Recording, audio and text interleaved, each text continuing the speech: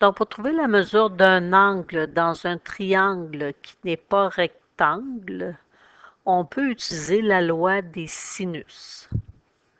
Première chose, tout comme avec la loi des sinus, pour trouver la mesure d'un côté, il vous faut la mesure d'un angle que l'on doit regrouper avec la mesure de son côté opposé. Donc, former un couple angle-côté. Donc, l'angle de 64 degrés, je vais l'associer à son côté opposé qui mesure 11,82 cm. On me demande de trouver l'angle Q. Ben, je vais aller l'associer à son côté opposé qui mesure 13,01 cm. Donc, si vous voulez écrire des lettres, vous pouvez écrire à la place de R, A, 11,82 petit a, puis Q, c'est mon angle B, puis son côté opposé, ben, le petit b serait 13,01 si vous tenez à mettre des lettres. Donc, on peut écrire sinus de 64 degrés sur 11,82.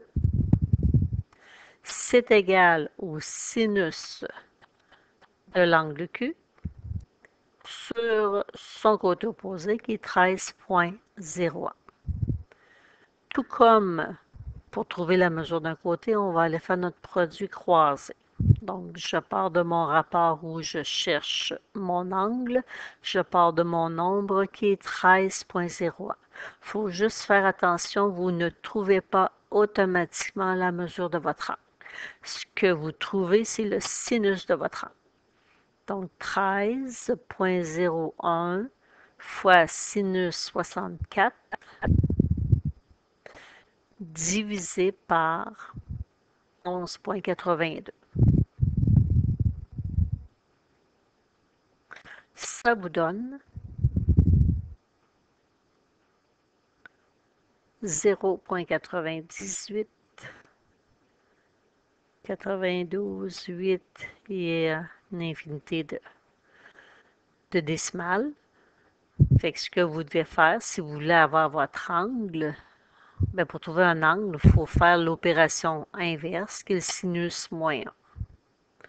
Fait que sur votre calculatrice, vous devez avoir une touche Answer à NS là, qui vous permet d'aller, au lieu de réécrire tous ces décimales-là, puis on n'en écrit pas juste 2 ni juste 4 pour pas perdre de précision. Donc, la touche ANS permet de tout réécrire sans oublier de décimales. Si votre calculatrice, vous devez calculer à l'envers, c'est-à-dire vous rentrez l'angle en dessous le sinus, vous n'avez pas besoin de la touche ANS. Vous faites deuxième fonction sinus et automatiquement, vous allez avoir votre réponse. Fait 81,60, 37 degrés.